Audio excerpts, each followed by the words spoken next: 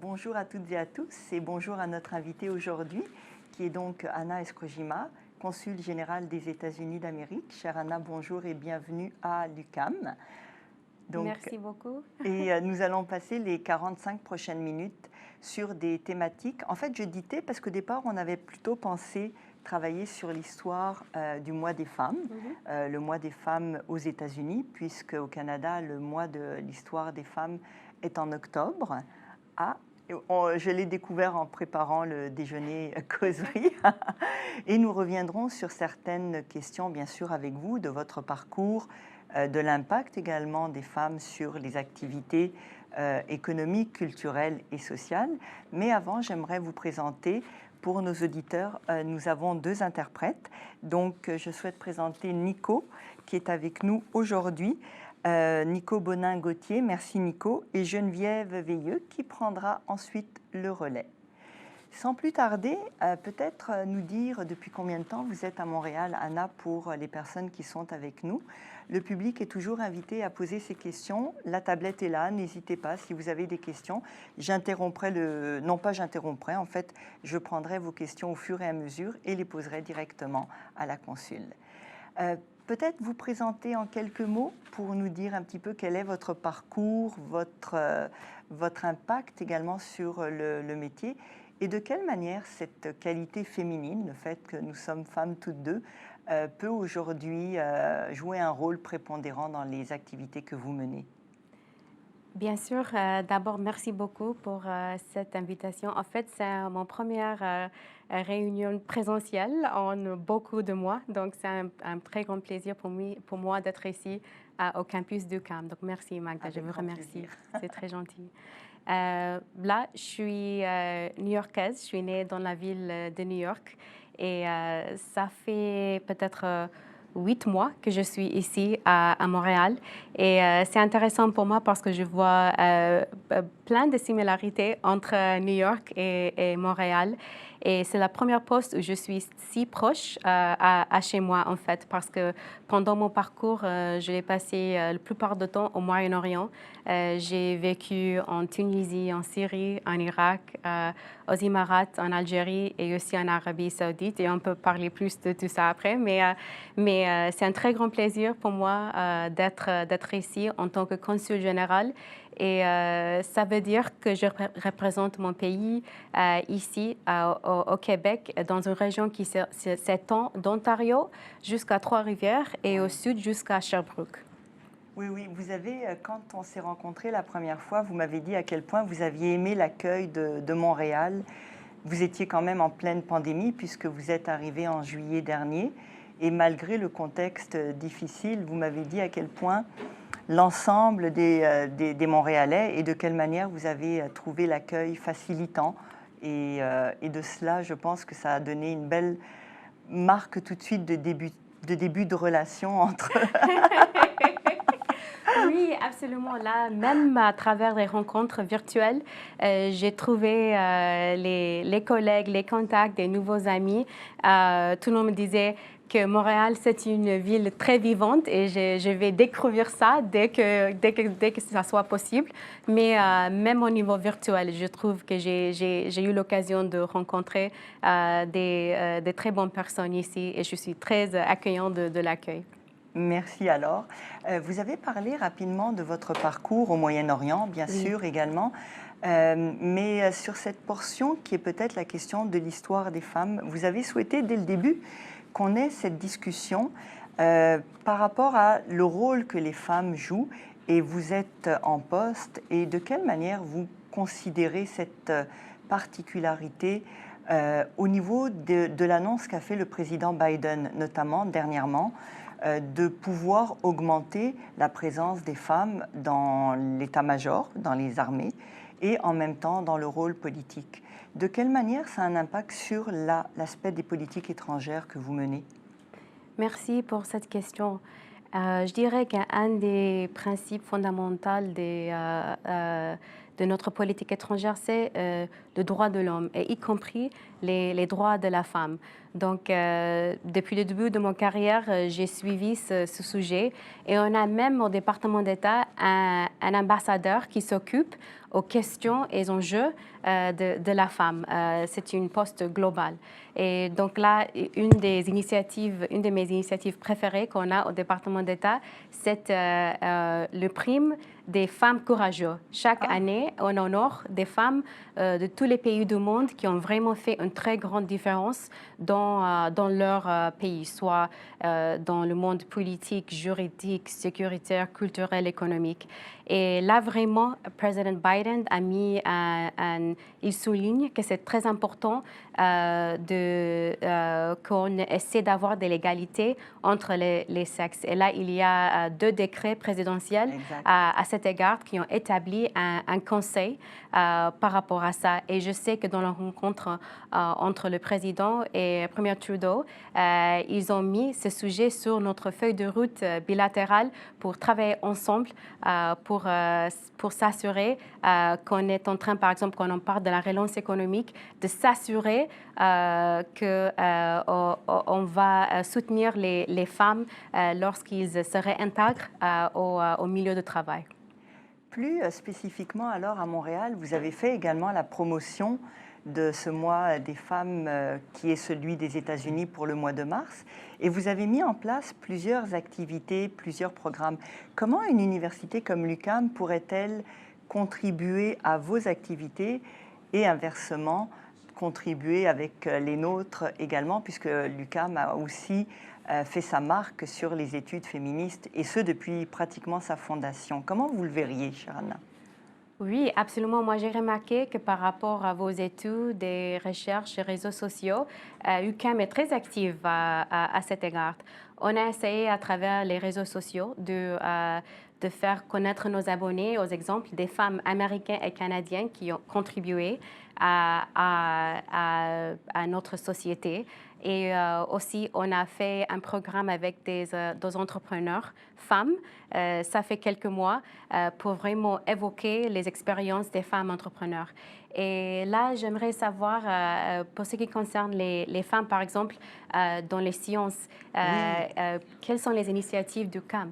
Ah, quelle belle question. En fait, l'UQAM a mis de l'avant depuis 3 ans, mais c'est vraiment particulier depuis 3 ans et cette année, à l'initiative de la Faculté des sciences, de mettre les femmes en sciences vraiment de l'avant, tout simplement, de mettre aussi le parcours des jeunes femmes pour intéresser des jeunes femmes à venir étudier en sciences. Cette année, la particularité, c'est que nous avons créé un fonds. L'UQAM s'est associé avec plusieurs personnes pour créer la fondation de l'UQAM, pour créer un fonds pour les études en sciences. La vice-doyenne à la recherche, Isabelle Marcotte, le doyen et toute l'équipe également de la faculté ont travaillé un programme qui a été souligné par exemple dans les médias, dans la presse, pour pouvoir montrer qu'il y a de la place, et il y a encore beaucoup de place qui n'est pas assez occupée par les femmes, tout simplement dans les domaines des sciences. Cette activité se répète chaque année.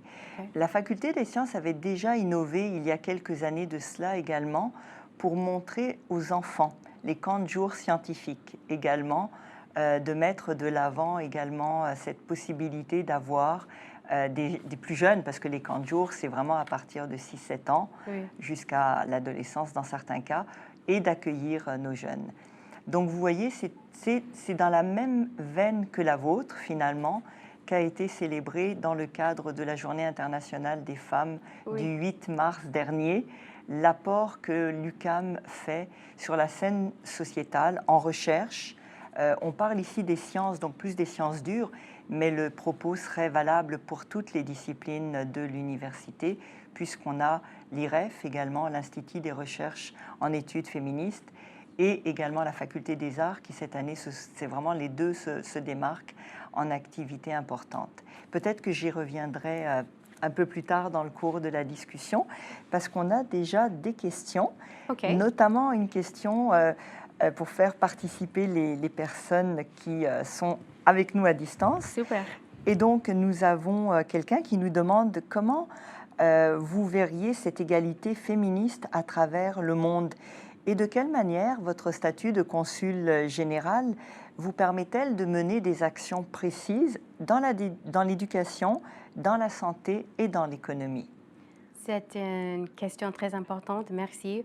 Moi, je dirais que nous sommes très bien placés ici au Canada parce que c'est la première fois dans ma carrière que, au moins pour ce qui concerne les leaders dans notre mission, je suis entourée des femmes. Nous sommes 7 consuls généraux et 4 d'entre eux sont des femmes.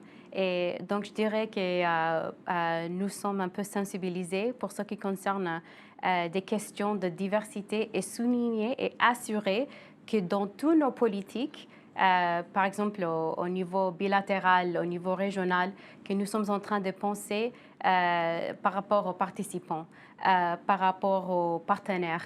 Est-ce que nous sommes en train de considérer l'égalité entre les sexes? Et aussi, c'est très important pour nos collègues, les hommes, d'être des alliés à cet égard aussi. Donc, j'avoue que ce n'est pas assez d'avoir un jour pour les femmes ou un mois pour les femmes. Ça doit être une perspective globale, une transformation dans notre culture pour vraiment inculquer ces valeurs de voir si on n'a pas une femme dans la salle, une perspective féminine, ça ne va pas être quelque chose de correct. D'accord, donc cette parité, pour vous, elle est importante, je l'entends vraiment.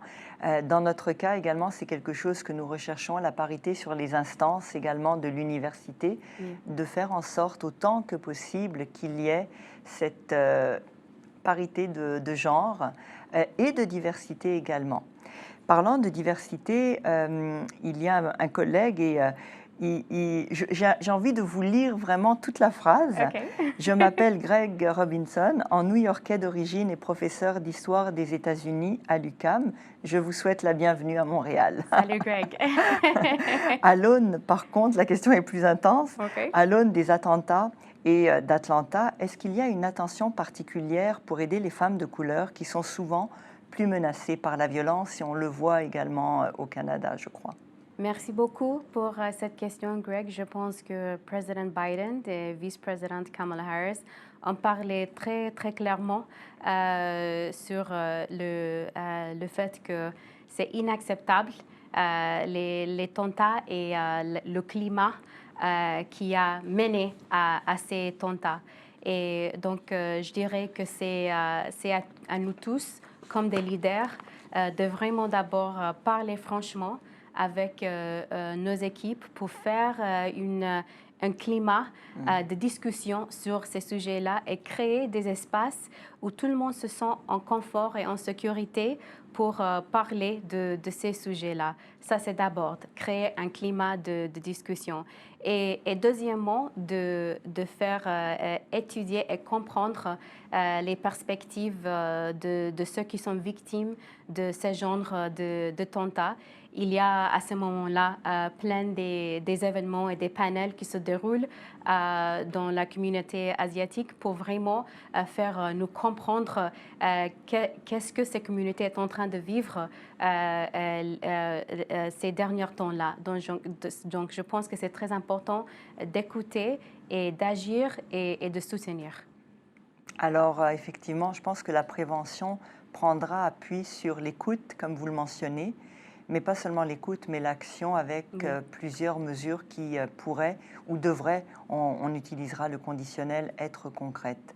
Absolument. Vous avez parlé de la vice-présidente Kamala Harris. Oui. Quel signal! C'est une question de la chère Raoul Dandurand qui nous dit « On a assisté à une première historique en janvier alors que Kamala Harris est devenue la première femme et la première femme issue des minorités à accéder à la vice-présidence des États-Unis. À votre avis, quel en sera l'impact sur la représentation des femmes en politique à l'avenir? » Merci pour cette question. Je veux commencer avec la dernière partie, que c'est le contexte qui est en train de se changer un peu aux États-Unis avec la participation élevée des femmes à la politique. Par exemple, en 2018, il y avait 309 femmes qui se sont postulées comme candidats républicaines et démocrates aussi. Ça, c'est une augmentation de 50% par rapport aux 10 années auparavant. Donc, je dirais que la victoire, l'élection de Kamala Harris, ça a ouvert les portes pour les femmes à atteindre un niveau plus haut dans la politique et aussi pour encourager les femmes de couleur qui voudraient aussi se lancer dans la vie politique. Et bien sûr, à une échelle locale ici, comme la vice-présidente a vécu 6 années ici à Montréal, ça c'est quelque chose de très spécial pour nous au consulat. En fait, en célébration de l'inauguration, on a fait contact avec Westmount High School et j'ai eu l'occasion d'interagir avec des élèves qui ont été très inspirés pour Madame Harris. Et je pense que c'est le cas aussi avec beaucoup de jeunes autour le monde. Oui, peut-être que vous pourriez préciser un petit peu, parce que je crois que ce n'est pas quelque chose qui est à ce point connu qu'elle a passé 6 ans de sa vie à Montréal, en fait. Oui, absolument. Sa mère était chercheure à McGill, aux facultés de médecine.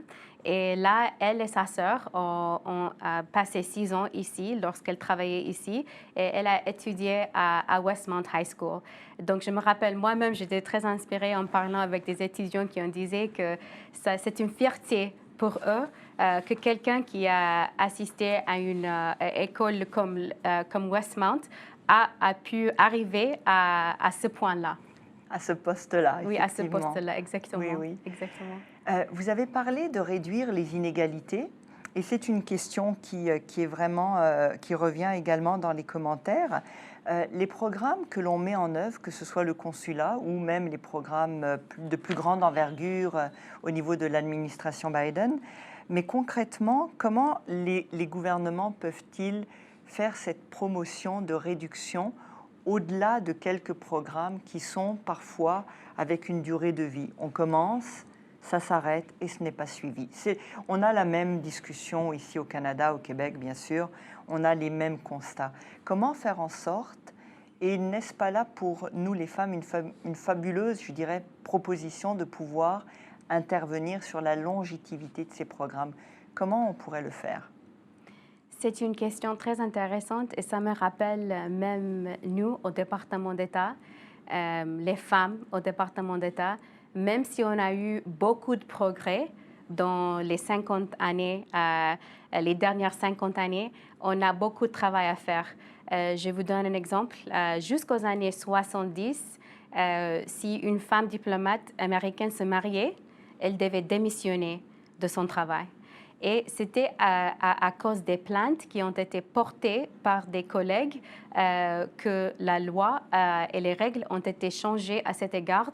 Et il y avait tout un changement dans notre processus d'examination, de promotion et des règles qui ont permis les femmes de vraiment prendre sa place en plus d'égalité avec les hommes. Et je dirais que c'est l'organisation être consistante et continuer de pousser pour que les causes ne soient pas oubliées et soient une priorité. Donc, je dirais que c'est une conversation constante entre la société civile et les activistes et le gouvernement pour assurer que ça devient une priorité. Écoutez, vous faites le lien avec une question qui vient d'arriver, mais qui est en lien vraiment avec le concept de famille et où le féminisme qualifié de moderne, encore que je ne sais pas trop ce que ça veut dire dans la question, peut-être que la personne pourrait nous le préciser, mais de quelle manière on peut précisément voir le rôle de la femme en lien avec son activité professionnelle et le rôle de la famille, et si je traduis, quel rôle on donne à la famille, aux enfants et aux hommes, et est-ce que cette famille humaine a aujourd'hui sa place en remplacement d'une famille plus traditionnelle qui visiblement pourrait être considérée comme un concept un peu dépassé dans certains cas. Alors j'espère que j'ai bien traduit la question, parce que je la lis en même temps et je l'interprète.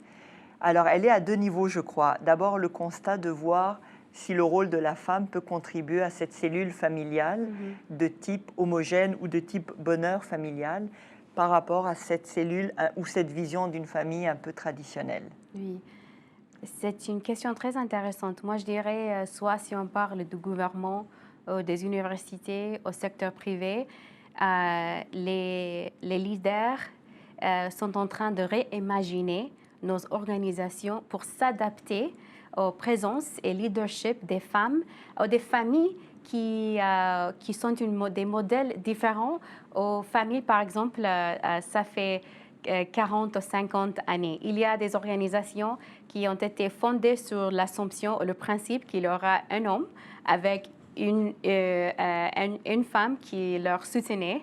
Et donc, c'était possible pour cet homme de vraiment prendre en charge toutes les responsabilités et faire s'avancer dans une organisation. Là, c'est beaucoup plus différent aujourd'hui. Oui. Et toutes nos organisations sont en pleine transformation. Et même avec COVID, je disais que c'est une transformation pareille, que nous sommes en train de réimaginer nos tâches, nos objectifs et comment on juge le succès pour vraiment s'adapter aux nouvelles réalités de notre marché de travail. Et c'est très important pour notre réussite économique, je pense. Décidément, vous anticipez à chaque fois les questions parce que l'autre question était sincèrement celle de la pandémie, justement. Okay. Et une personne nous dit, mais quel rôle pourrait jouer la femme ou les femmes dans le processus de résilience en ces temps de pandémie? Et ça, c'est quelque chose que nous avons abordé dès notre première rencontre il y a quelques mois, où vous voyez vraiment le rôle des femmes comme un rôle majeur dans la gestion, de la crise pandémique, oui, et des sorties de crise pandémique également. C'est quelque chose qui vous a touché beaucoup. Vous m'en avez parlé de plus d'une manière. Oui, et vous savez qui ont parlé de ça aussi, vice-présidente Harris et vice-première Freeland. Hier, oui, ils ont eu cette même conversation. Et je dirais que c'est quelque chose qui s'est prévu pour notre feuille de route bilatérale entre nos pays, de parler spécifiquement de l'économie de soins et de comment assurer que les femmes sont incluses dans le relance économique. Et par exemple, même la semaine prochaine, moi et mes collègues, les consuls généraux dont j'ai mentionné, on va faire un colloque avec des experts canadiens et américains. Et j'encourage à vos étudiants et l'audience d'y participer aussi s'ils veulent. On va parler exactement de ces sujets-là, des spécifiques des femmes et pandémie, lorsqu'on est en train de penser comment rebâtir en mieux, comme on dit, build back better. OK. Vous avez parlé tout à l'heure, et puis la question est en lien avec cette particularité de politique étrangère et de quelle manière, au niveau de la politique étrangère vis-à-vis de certains pays dans le Moyen-Orient, de quelle manière le rôle que les femmes peuvent avoir dans la politique étrangère, mais spécifiquement pour le Moyen-Orient, avec des pays qui sont touchés aujourd'hui de manière dramatique par la guerre, par les attentats également. Et vous avez vous-même été en poste, vous l'avez mentionné, parce que votre feuille de route est remarquable. Celles et ceux qui liront votre biographie, elle est en ligne bien évidemment. Vous avez quand même une feuille de route remarquable à travers les postes que vous avez occupés, des postes où les États-Unis ont une politique étrangère qui pourrait être contestée également. Comment réconcilier l'humanisme que vous manifestez et qui est réel, pour l'avoir, avec une politique étrangère qui peut-être dans certains cas pourrait être critiquée? Oui, en fait, hier, j'ai participé à un colloque de l'UQAM oui, par rapport à la diplomatie publique et au Moyen-Orient et comment le fait d'établir les relations de people to people entre les peuples, c'est la base, à mon avis, de la politique, la plus importante base de la politique étrangère. Cette question m'a rappelé d'une collègue à moi au département d'État. Elle est américaine d'origine syrienne et elle a édité un livre sur les expériences des femmes à travers l'Afrique du Nord et Moyen-Orient pendant les printemps arabes. Ça s'appelle Women Rising. Et c'est vraiment l'histoire de comment les femmes on gérait les familles et la société civile pendant cette période de guerre et des conflits et des transformations et des révolutions pendant au Moyen-Orient. Moi, si ce n'est pas évident, je suis une très grande admiratrice des femmes en Afrique du Nord et Moyen-Orient parce que ce sont des vrais héros. Oui. Et en même temps, vous avez manifesté d'emblée, quand on avait fait cette première discussion, la diversité également liée aux femmes, mais pas seulement liée aux femmes, liée bien sûr à tout le monde. Et cette ouverture que vous manifestez, comment elle se traduit dans les actions que vous souhaitez mener ici, bien sûr, à Montréal, ou dans les programmes? Oui, absolument. Moi, je dirais que en étant femme de couleur et latina, je ne suis pas toujours le diplomate américain typique qu'on attendait. Et ça, c'est quelque chose que j'ai vu pendant mon carrière. Je dirais qu'ici, à Montréal, une ville qui est très diverse, c'est une très importante occasion pour nous de souligner les diversités partagées entre les États-Unis et Canada et les conversations qui se sont en train de se dérouler par rapport à la diversité dans nos deux pays. Donc, on a fait un colloque pendant le mois d'histoire latino avec les leaders de société civile latino aux États-Unis et ici au Canada. Et je pense que c'était un échange, un dialogue entre homologues très intéressant. C'est comme on a trouvé un créneau pour la diplomatie publique. Et on a fait la même chose avec des femmes entrepreneurs et on va faire la même chose avec des femmes écrivains aussi. Donc, je pense que lier les communautés dans nos deux pays, c'est un très grand objectif pour nous au consulat et c'est quelque chose dont je suis très fière. Également, puis on espère qu'on pourra vous aider et contribuer également à à ces activités parce que l'UQAM a vraiment, comme je le disais tout à l'heure également, beaucoup d'intérêt bien sûr pour la question de genre, mais aussi pour les études féministes qui sont une des particularités de notre institution dès sa fondation. Alors, il y a quelqu'un qui vous remercie et qui dit à quel point la clarté de vos réponses, l'enthousiasme. Alors voilà, je vous transmets ces remerciements. En sciences, revenons vers le modèle scientifique et de quelle manière finalement les modèles de femmes scientifiques peuvent-elles s'intégrer en politique? Par exemple, le Consulat général des États-Unis pourrait-il prendre pour mettre de l'avant des femmes inspirantes en sciences afin d'inciter des femmes à poursuivre des carrières en sciences? De quelle manière on pourrait le véhiculer également? Vous savez, on a déjà des programmes pour soutenir des femmes dans le STEM. Je ne sais pas comment on dit ça en français, mais c'est Science, Technology, etc. Et donc, il y a des infos sur notre site web, mais nous sommes très ouverts par rapport à collaboration spécifique pour soutenir des femmes aux sciences. On a des échanges comme le Fulbright et comme des échanges aussi pour court terme qui sont ciblés pour les femmes dans le STEM. Et vous avez aussi la secrétaire au Trésor qui est Janet Yellen, oui, qui est une femme remarquable de par sa carrière, de par ses positions, oui, qui a souvent, dans l'administration précédente, eu des positions très dures également. De quelle manière? Ah oui, oui, oui, elle était venue à Montréal il y a 3 ans présenter. Ah, c'est vrai? Oui, oui, oui, on avait assisté à une présentation et elle ne mâchait pas ses mots, elle disait ce qu'elle voulait. À toute femme pratique, elle disait ce qu'elle voulait.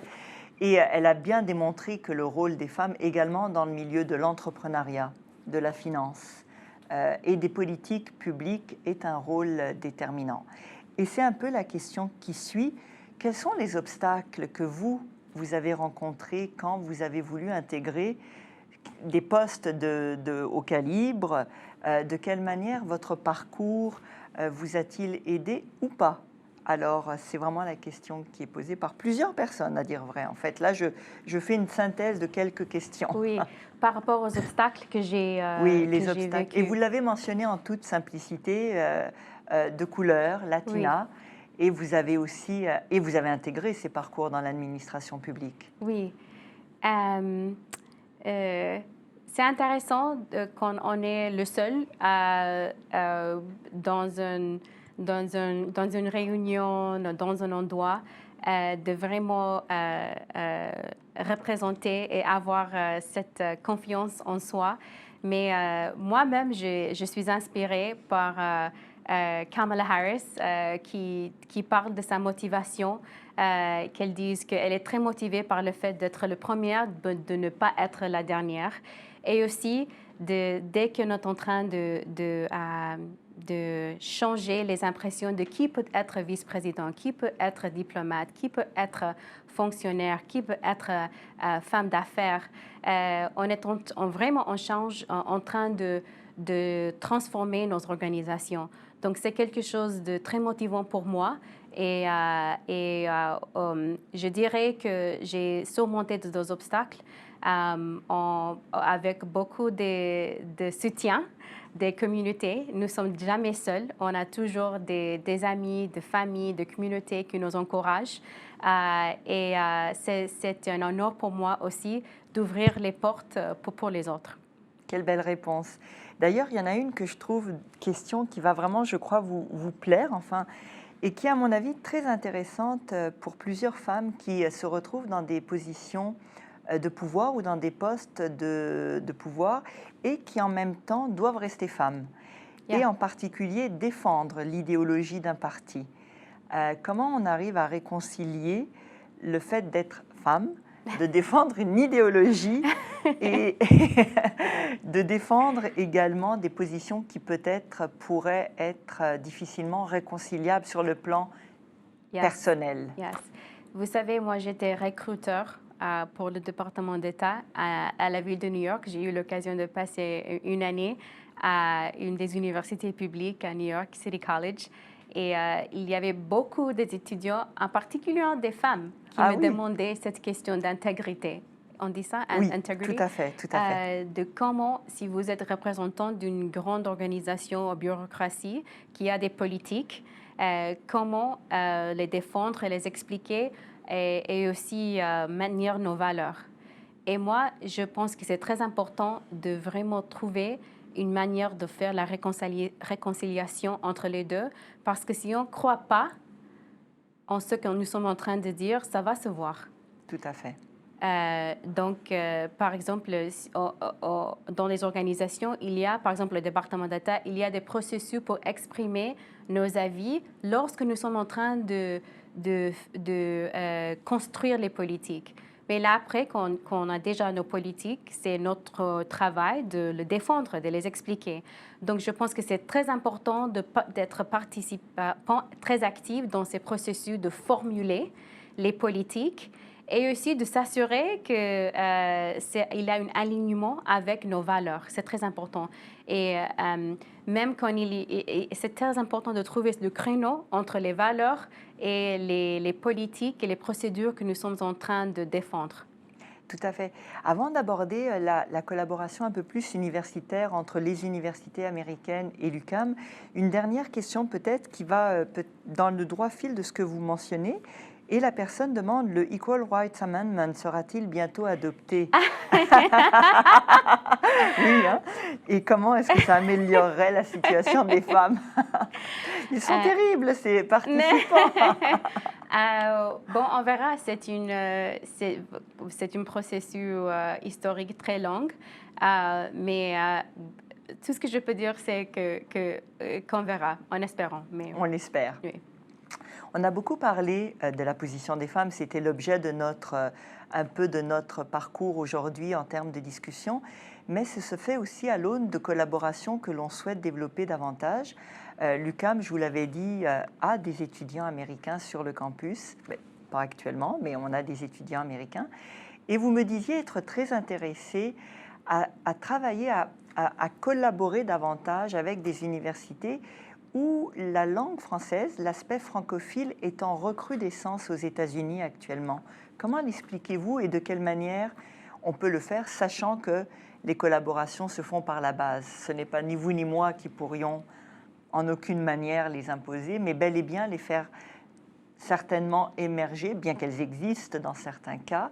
Ça vous intéressait beaucoup et vous étiez très sensible à la question de l'aspect francophone. Et vous découvriez, quand vous avez été nommé, des grandes collaborations entre le Québec et justement les États-Unis et certaines de ces universités avec nous notamment, et d'autres universités bien sûr à Montréal. Oui, pour moi, c'est quelque chose de personnel parce que au lycée, le prof au lycée qui m'a vraiment fait enthousiaste pour apprendre le français, elle était une ancienne élève, elle a étudié ici à Québec. Oui. Et elle est devenue prof de français à l'école où j'ai assisté. Donc, moi, à mon avis, la proximité de Montréal, de Québec aux États-Unis et le fait qu'il y a beaucoup d'intérêt, beaucoup de francophones aux États-Unis, il y a un très grand potentiel. Et bien sûr, au consulat, on s'intéresse à comment faire des liens entre les régions francophones aux États-Unis et nos audiences ici. Par exemple, on a fait un Mardi Gras, on a fait un cours sur comment faire la nourriture louisiane. On a pensé que ça allait intéresser nos audiences ici à Québec parce qu'il y a beaucoup d'histoires francophones, bien sûr, à Louisiane. Donc, je pense qu'à la base, essayer de faire connaître ces liens, ça peut avoir un impact à long terme. Et là, je dirais aussi, par exemple, des collaborations entre chercheurs organiques. C'est le plus important, je pense, pour faire des idées, innovations, des gains qui peuvent mener au programme et aux collaborations entre l'UQAM et des institutions aux États-Unis. Donc, nous sommes ouvertes aux idées pour la collaboration. Donc l'appel est lancé pour effectivement avoir plus de collaboration dans les programmes, tant en recherche qu'en enseignement. C'est un peu ce que vous souhaitiez également. Lorsqu'on s'était rencontrés, vous me disiez comment, parce que vous aviez été surprise du rôle de l'UQAM également. Oui. Bien sûr, il y a la chaire Raoul Dandurand, l'Observatoire, mais il y a aussi les programmes avec beaucoup de personnes, par exemple l'école des médias, l'école de langue et d'autres qui contribuent activement à renforcer les collaborations avec, par exemple, l'Université de Cincinnati, où on a des étudiants. Et on a environ, je ne sais pas si les participants qui sont en ligne aujourd'hui le savent, mais on a une centaine d'étudiants qui fréquentent les campus américains en échange. Pas cette année, bien évidemment, oui, mais nous reviendrons certainement à ces échanges. Je vais prendre, il nous reste quelques minutes encore, quelques questions. Peut-être une qui est en lien avec le fait que vous vous adressez à nous aujourd'hui en français. Et la personne est surprise et elle dit est-ce que l'administration américaine aussi donne cette importance à la langue française? Est-ce que le secrétaire d'État Bilkin parle un français aussi parfait que vous? J'adore aussi le profil de la consul générale Escrojima. Ah, c'est très, très gentil, mais si vous avez entendu parler M. Blinken, il parle un français beaucoup mieux que le mien. En fait, je pense que dans un rôle ancien, quand il était au staff du Sénat, il a participé en français à un événement. Je pense ici à UQAM. Oui, je pense ça fait longtemps. Donc, merci beaucoup. C'est très, très gentil. Mais oui, le secrétaire d'État Blinken parle un très beau français et en espérant qu'on va lui écouter en français beaucoup. Et lorsque vous êtes arrivé, vous m'avez dit également très vite à la rencontre, la première rencontre que l'on a eue, de quelle manière faire mieux connaître aussi les activités du consulat à l'université. Et je vous ai proposé cette idée d'organiser la semaine des États-Unis à l'UQAM l'an prochain. L'an prochain, c'est demain matin, on va être un peu plus positif. Et vous m'aviez dit oui, car il y a vraiment un rapprochement des deux pays. Ce vent on va l'appeler d'aspect positif également, d'ouverture. De quelle manière vous le vivez actuellement entre le Canada et les États-Unis? Cela vous a beaucoup motivé finalement également. Oui, absolument. Je dirais qu'après les premières rencontres entre Président Biden et Premier Trudeau, nos secrétaires d'État et nos deux gouvernements ont souligné un feuille de route pour nos deux pays qui soulignent des priorités: mettre fin à la pandémie, la relance économique, assurer l'égalité et aussi travailler ensemble par rapport au climat. Donc, je dirais que c'est une période d'optimisme, un nouvel chapitre entre nos deux pays. Et on a hâte de collaborer et travailler ensemble. Et nous sommes très honorés de participer dans cette semaine américaine l'année prochaine. Là, on peut commencer à travailler tout de suite. Avec grand plaisir. Vous avez abordé la dernière des thématiques rapidement parce qu'il nous reste moins de 4 minutes, le climat. Donc, nous sommes à l'UQAM avec un institut des sciences de l'environnement qui regroupe plus de 80 chercheurs, qui a vraiment fait de l'écologie, avec Pierre Dansereau, une orientation déterminante en fait de cette institution. On a adopté l'an dernier une nouvelle politique sur l'éco-responsabilité. De mémoire. Le nom a un peu changé, signé pour la carboneutralité. Mais nous nous heurtons encore à des personnes qui limitent vraiment les actions sur l'ensemble des problématiques liées à l'environnement. De quelle manière les États-Unis vont-ils changer un petit peu leur perspective là-dessus après 4 années qui ont été pour le moins moroses pour l'environnement? Comment Biden va-t-il développer et mettre en œuvre tout cela? Et comment vous, par ricochet, justement, ici, pourriez y contribuer? Absolument. Bon, comme vous le savez, Président Biden a nommé le climat comme une des plus grandes priorités. Et c'est une discussion, il y a plein de collaborations et plein d'idées qui se sont en train de dérouler, qui sont guidées par notre ancien chef, secrétaire d'État, John Kerry, qui est déjà très enthousiasmant. Il interagit avec ses homologues canadiens. Et moi, je suis très sûre qu'il y aura beaucoup de développement bilatéral à cet égard. Et c'est à nous, dans les consulats, avec la société civile, les universités, le secteur privé, de soutenir ces objectifs. Donc, nous sommes très ouverts à la collaboration et je suis sûre qu'il y aura beaucoup d'activités à cet égard. Comme vous savez, on a pu rejoindre the Paris Accords. Oui. Donc, c'est une période très intéressante par rapport au climat avec les États-Unis lorsque nous sommes en train de réengager avec le monde diplomatiquement afin d'atteindre les objectifs qui nous intéressent tous par rapport au climat. C'est très important. C'est très important, effectivement. Puis j'espère que l'on pourra contribuer, que nos chercheurs pourront le faire également. Absolument. Parce qu'il y a déjà des équipes qui collaborent de très longue date avec vos équipes aux États-Unis. Oui. Les collaborations sont bien établies. Il nous reste quelques 2 petites minutes pour peut-être vous laisser le mot de la fin. Qu'auriez-vous envie de dire à nos étudiantes, nos étudiants, ou tout simplement à toutes les personnes qui nous écoutent aujourd'hui? C'est juste pour vous remercier pour cette occasion d'avoir ce dialogue et d'interagir avec nos audiences virtuellement. Oui. J'espère de le faire en présentiel un jour avec un groupe.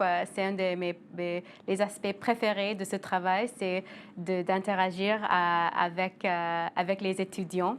Je suis spécialiste en des échanges et affaires publiques, donc je suis très passionnée de ça. Donc c'est juste pour vous remercier, rectrice, comme leader femme, j'ai beaucoup de respect pour vous et je pense que c'est une très bonne activité à faire et bravo en fait. Mais merci, c'est moi qui vous remercie. Vraiment, le contact a été sympathique dès la première rencontre.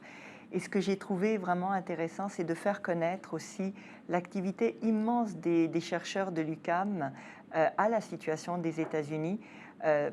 Peu de gens le savent, mais nous avons des chercheurs de renommée internationale dans diverses disciplines, au département d'histoire, sciences politiques, vraiment. Et je nomme ces deux-là parce que je connais mieux les collègues qui y travaillent. Mais vraiment, c'est un sujet, votre pays est un sujet d'intérêt pour de nombreuses personnes. J'espère qu'on pourra continuer les échanges, bien sûr en présence. On va être optimiste, on va dire Absolument. qu'il faut être optimiste et que cette semaine que nous souhaitons organiser dès maintenant pour l'année prochaine prendra la forme d'une collaboration de tous égards et avec beaucoup de femmes, bien évidemment.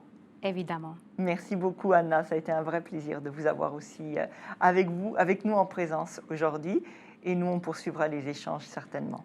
Plaisir partagé. À très vite alors. Merci. Merci.